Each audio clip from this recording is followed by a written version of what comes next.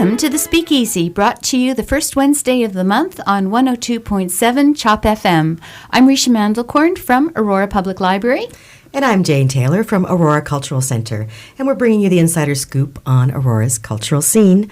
So, Risha, what's in store this morning?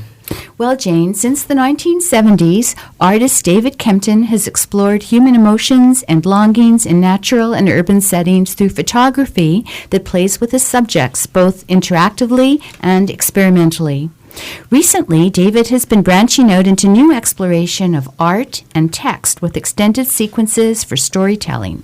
His upcoming exhibit in the Colleen Abbott Gallery at Aurora Public Library invites the viewer to experience photography with titles that are, or could be, the first lines of haiku.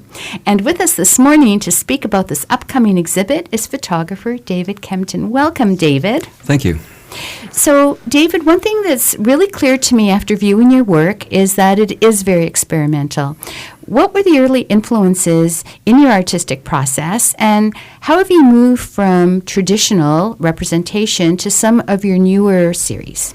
Well, my earliest influences were the modernist photographers like Ansel Adams and especially Minor White, I would say, who is a transcendent sort of photographer. You could look at images that Ansel Adams has done with Minor White having done almost exactly the same image, and you'll see that, well, they're both very technically beautiful, and Ansel Adams' image might be magnificent. I'm thinking particularly of an image of the Grand Teton mountain range. Minor White, taken almost the same position. His is just absolutely transcendent, the way it shows those mountains. So that was some of my earliest influences. But, I mean, I am self-taught. I've never studied art. So I was making my own way very much. But one of my earliest series was in the 70s, became known as Movements of the Heart, and it's this sequence of 4 sets of 4 images each. And people can see those on my website. I'll mention it later at some point. So I've been doing series for a long time. And eventually I became uncomfortable with working in the darkroom, mainly because of the chemicals involved. And I'm very, very much an environmentalist.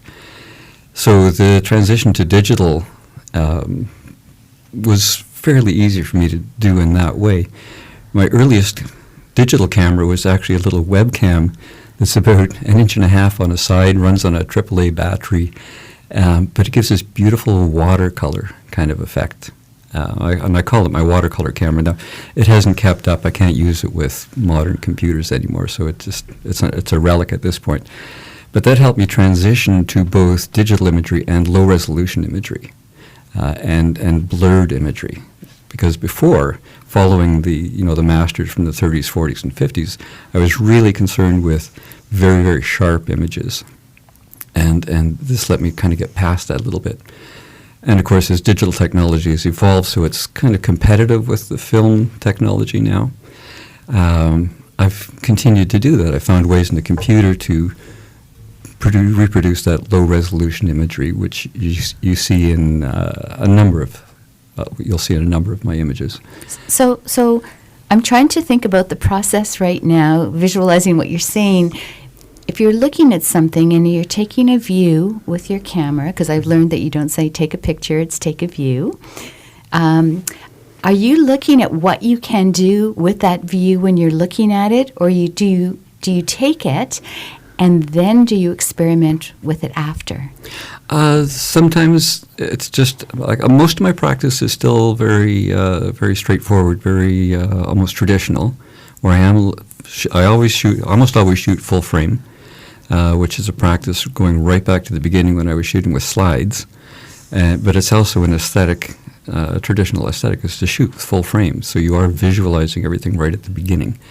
But with the more manipulated images, sometimes, I have that in mind. If you were to look at my series on The Fallen, which is really an investigation of wasteful energy use in the electrical grid, those are images that I have in the computer, reduced the resolution and really messed around with the color balances, added, for example, along power lines, I've added a lot of reds and yellows, very hot colors. But some of those, like there are three of those images really, where I waited a full year to get the lighting and the sky that I wanted, because I knew what I wanted to do. The process, it's interesting because the process of, I think about when you started out and creating those images, it's that, the precious film, and now I'm going to take this piece of film, and now with digital, we've got so much more latitude. But it's also then the evolution of you as an artist, because I would imagine it's taken you to places that you didn't realize you'd go with your photography. It certainly has opened up color. Yeah. It certainly has opened up color, yeah. Yeah. And as well, too, the layering that you do with your pieces as well now, too. Having fun with that. Tell us a little bit about that. Well, there's two different things to do. I have a number of images where I tile images, sort of making a photo collage. I'm thinking of things like Kalashnikov's Dream, or I have a couple on called Canadian Idol, IDLE, that are sort of a commentary on litter, mainly from Tim Hortons, but it could have been anybody, really. They don't sponsor this, do they? and another one where really hot day when we were having a drought in 2012 around here. I just took a picture of a small isolated cloud as it vanished in the sky, and I've tiled that up into 9 different images. But another thing I've been doing lately, there's a technique called high definition photography, HDR, high dynamic range, and it balances both the shadows and the highlights so that it comes closer to emulating what film can do with those long tonal ranges. But I mess with that because that's essentially a layering process, and you're supposed to have your camera on a tripod, and it takes 3 or 4 pictures in really rapid succession, and then in your computer it layers those up and selects the best of each.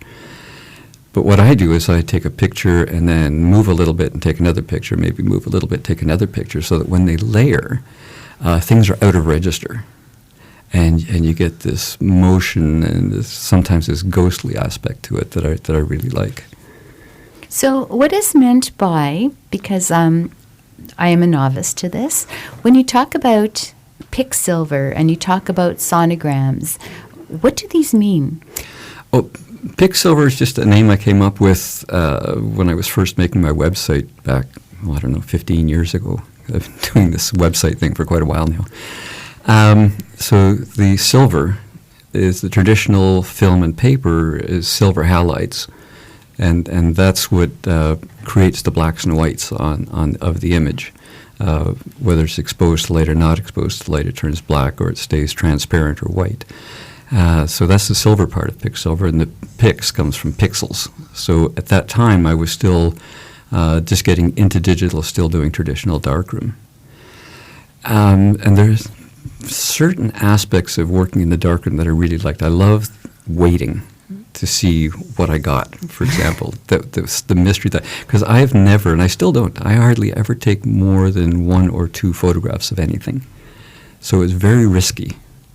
And I missed that. And the other thing I missed was watching the image come up in the chemicals. Just gradually appear this ghostly image, and then it becomes more and more, and I missed that. So with the scanograms, I've often said I'll take a photograph with anything with a lens. So I was looking at the scanner and thought, well, that thing can make images. Let's see what I can do with that. So I've done things with tossing objects onto the scanner and scanning it and seeing what happens.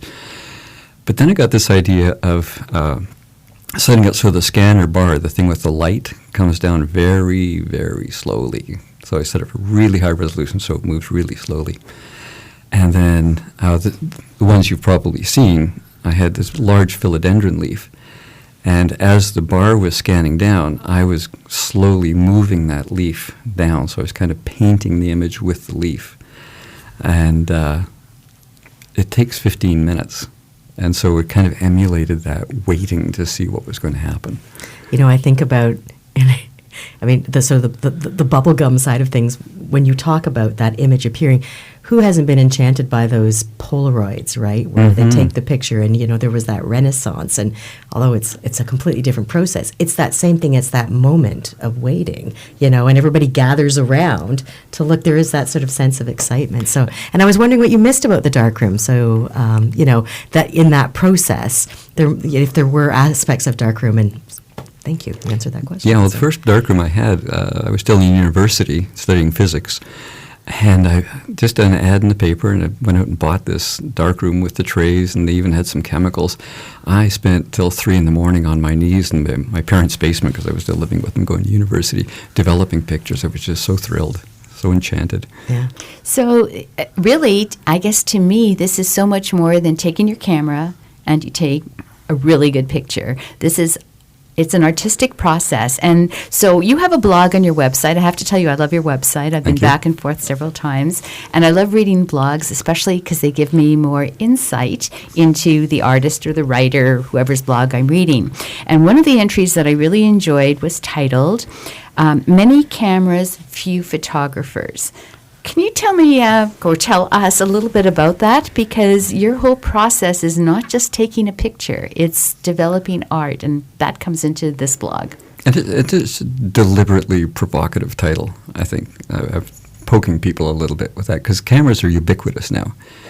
And I don't think everybody thinks of themselves as a photographer, but people should be more aware of what photographers do, because it's so similar to what everybody does. But a photographer is choosing for you what to look at. A photographer is saying, look at this, and making that selection. And whether it's cropped full frame the way I do, or whether it's cropped later in darkroom or the computer, they're selecting the little bit of window that you're to look at the world through. And they're making choices about whether it's color or black and white, how the tonal ranges are working, what kind of paper they're printing on. I'm a big believer in printing. I think it brings out so much more. For one thing, you live with it on a daily basis. It's not hidden on your device someplace. But there's so much selection of grain or smoothness. There's just so many different aspects that people could be aware of. I guess I was thinking more of an educational piece. So your exhibit that's coming up at the Aurora Public Library is called First Lines of Haiku. Tell us about how you're bringing this poetry and photography together in the exhibition. A number of years ago, about 12, 13 years ago, I started looking at my photography differently. And before that, I really hadn't even given a lot of them titles. And suddenly, for various reasons, life changes. I was in a very optimistic space. And so I started giving things these very optimistic titles. And then I started giving them deliberately titles that had 5 syllables, because I've always loved haiku. And it was just for myself, really. It's just part of my own mental practice around this, to have another way to think about my images. And as you said at the intro, the number of them, I never really wrote the haiku. It was just the first line, so it's just to evoke something. And it's always been in the back of my head that, maybe somebody will notice that, maybe somebody will finish it off. And so what's in the show is a mix of those, ones where I have finished the haiku, and one where there's longer form poetry as well. What do you want your viewers to come away with after seeing the exhibit? It's more what I hope they leave behind, because there is an interactive piece to this where I'm hoping people will respond to my images by writing their own poetry, either on cards at the library, or I've set up my website so that they can key into my images and right on the website leave some responses, maybe some poetry. So this is fabulous. Can you give us the dates? Because I'm going to be there at the library, but we want to make sure everybody comes. Well, it starts Monday, December 9th, and runs until Sunday, January the 19th. Thank you, David, for dropping by the Speakeasy this morning, and I'm so looking forward to the exhibit. We'll be back in a minute with more from the Speakeasy 102.7 CHOP FM, and during our break, enjoy a taste of Deepest December by Patricia O'Callaghan. There is a night in deepest December, when all the light seems to disappear.